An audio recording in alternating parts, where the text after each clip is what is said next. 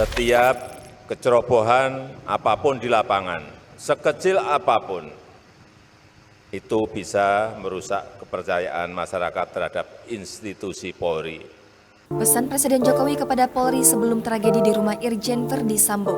Saat ini, Kepolisian Republik Indonesia tengah menjadi sorotan masyarakat lantaran penanganan kasus penembakan ajudan Irjen Verdi Sambo yang juga melibatkan anggota Polri lainnya. Brigadir J tewas akibat luka tembak yang dilakukan oleh Baradae. Asumsi liar terhadap penanganan kasus ini semakin menjadi lantaran berbagai kejanggalan dalam penjelasan Polri. Misalnya kronologi yang dibeberkan Karopenmas Divisi Humas Polri, Brigadir Jenderal Ahmad Ramadan berubah-ubah.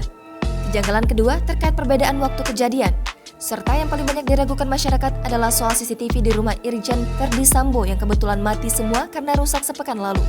Mahfud MD, selaku Menko Polhukam, bahkan menyebut banyak kejanggalan yang muncul dari proses penanganan maupun penjelasan Polri dalam setiap rantai peristiwanya.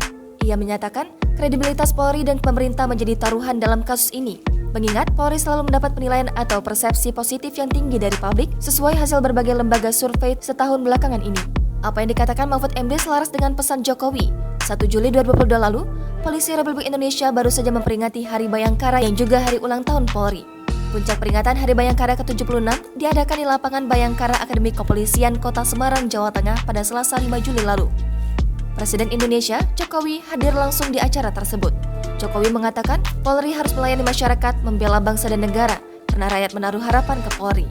Saudara-saudara, selalu dalam penilaian rakyat. Rakyat menilai apakah perilaku Polri sesuai dengan harapan rakyat. Meski demikian, Presiden berujar masih ada pekerjaan rumah yang harus dilakukan oleh Polri. Presiden menuturkan kecerobohan sekecil apapun bisa merusak kepercayaan masyarakat terhadap institusi Polri. Survei terbaru Kompas kemarin, saya melihat 58,3% responden menyatakan tindakan Polri sudah sesuai dengan visi presisi. Tapi ingat, ada 28,6% menyatakan belum selesai. Oleh karena itu, bekerjalah dengan hati-hati, bekerjalah dengan presisi.